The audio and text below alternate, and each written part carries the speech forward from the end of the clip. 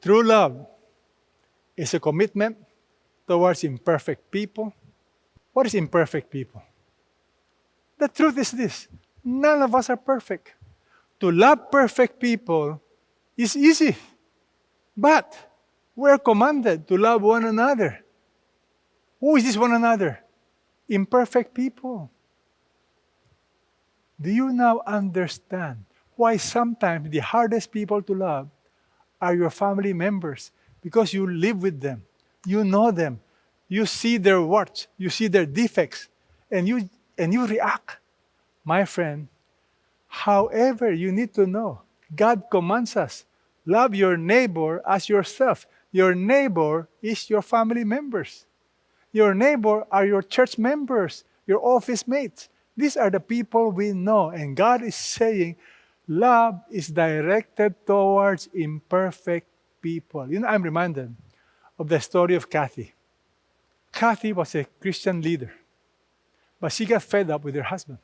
And one day, she went to her counselor. And the Christian counselor told her, no, you cannot leave your husband. You made a vow, you made a promise.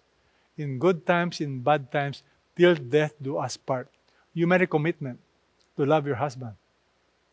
And that commitment involves you honor your husband. So I want you to practice honoring your husband. You know what? Did her husband become better? Not really. A few weeks later, her husband became worse, unreasonable. In fact, somebody was telling Kathy, just leave your husband. But Kathy said, no, I'm going to use the love of Jesus to love my husband. And she began to practice. Love is a commitment, unconditional commitment towards imperfect people. Well, one day, as Kathy was preparing to go to a retreat, her husband asked her, what are you doing? She said, I'm packing. I'm going to a retreat tomorrow. Her husband said, no, you are not going. She could have reacted. You know why? She's one of the organizers of the retreat.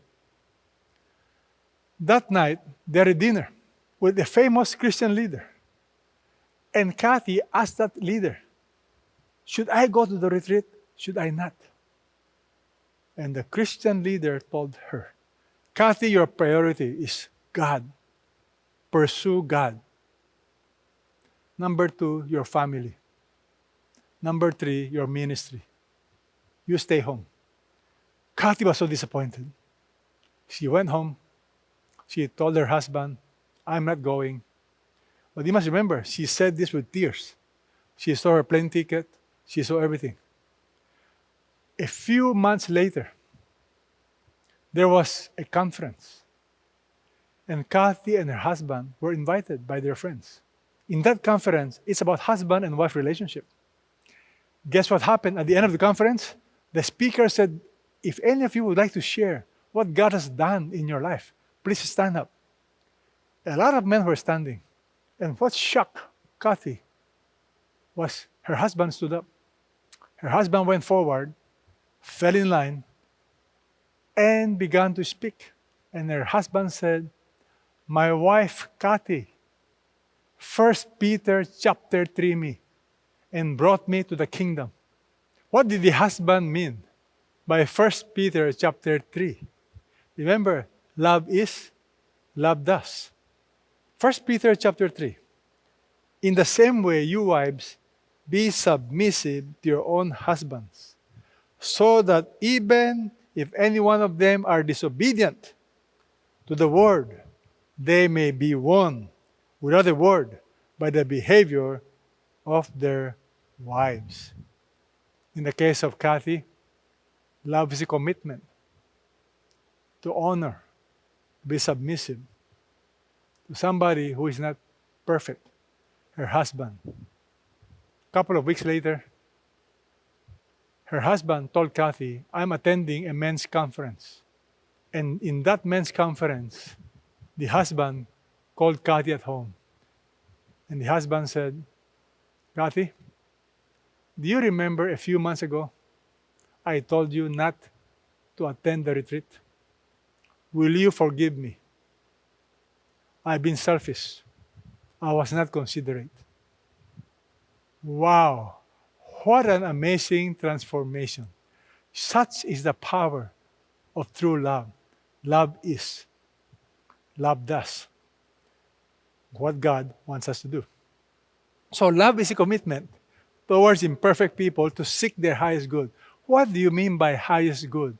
I always tell people, love is not sentimentalism. Love is, love does. Love is an action to seek their highest good. I always tell my children, disappointment is good for the soul. Why?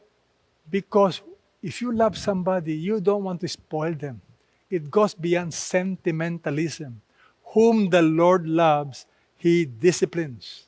Notice, whom the Lord loves, He disciplines. He scourges every son whom He accepts. Scourges. That's the word used to describe how Jesus was afflicted with pain. I'm sharing this with you because many times you fail to understand when you are going through hard times, when you're having problems, it is not because God does not love you. I like you to learn to comprehend the amazing love of God. It's beyond understanding, but it includes discipline many times.